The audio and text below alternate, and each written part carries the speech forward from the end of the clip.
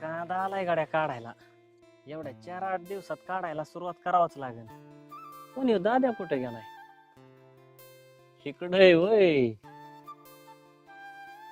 डब्बा. दाद्याने डबा का नाही खाला? दाद्या काय र? इकडे ये ना सावलीला जरा. आलो आलो. ये ये. काय र? काय म्हणतो? तू जेवण का नाही केलं? 3 वाजून गेल्यात फार. अरे आता एवढ्यातच जेवण करायचं होतं, पण तेवढ्यातच तू आला. कायला का दाद्या खोटं बोलतोय? 3 वाजून गेले तरी तू जेवण करी नाही. अरे सकाळी बी जेवला नाही, वहिनी सांगत होत्या मला. आणि तू रात्री माझ्या सोबत पण व्यवस्थित जेवला नाही. आणि आता रानात येऊन बघतोय तर डबा तसाच. का रे बाबा, काय दुखतंय का तुझं? अरे माझं काय दुखत बिकत नाही, हा. पण ही जमीन आपण घेतली हा. ना, तिचं कर्ज पाणी झालंय.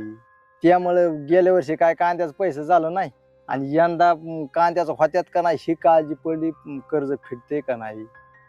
त्यामुळे मला टेन्शन येते, आणि त्यामुळे मी जेवणा भाऊ. मग तू ह्याचं टेन्शन घेतोय वय? अरे आपण जमीन घेतली या, पिढ्याची अंगठी. अरे ही मोडली तर किती भर पैसे येतात, आणि तू त्याचं टेन्शन घेतोय वय? अरे आपण चांगल्यासाठी केलं या. हो दे आपल्यावर कर्ज. अरे कर्ज काय, तू मी संघ असल्यावर लाका किती बी कर्ज असू दे आपण फेडू. अरे मागल्या वर्षी नाही झालं कांद्याचं पैसे, यंदा बी नाही होऊ दे. आपण कुठं मटक्यात जो घरात पैसे लावले तवा जमिनीसाठी काळ्या आईसाठी पैसे लावले ते आज ना उद्या फेडते.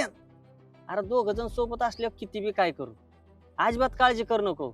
आपण गाड्यावानी गडीला का लात मारीन तिथं पाणी काढणारे आपण भाऊ भाऊ, आणि तू टेन्शन घेतोय. अजिबात टेन्शन घेऊ नको. फक्त तू माझ्या सोबत राहा. आपण किती पण मोठ्या संकटाला सामोरं जाऊ, अजिबात घाबरू नको. आणि भाकर खा. अरे शरीर संपदा परत नाही. टेन्शन घेशील तर आजार वाढवशील. मी आहे ना तुझ्या सोबत, अजिबात काळजी करू नको.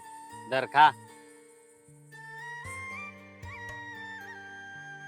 अरे तुला बारीक आहे माझ्यापेक्षा, पण तुझं विचारलंय मोठे. अरे दादा मी तुझ्याकडनं शिकलोय, तू नको काळजी करू. आणि आपली ही काळी आई आपल्याला कधीच कमी पडून देणार नाही, समजलं का?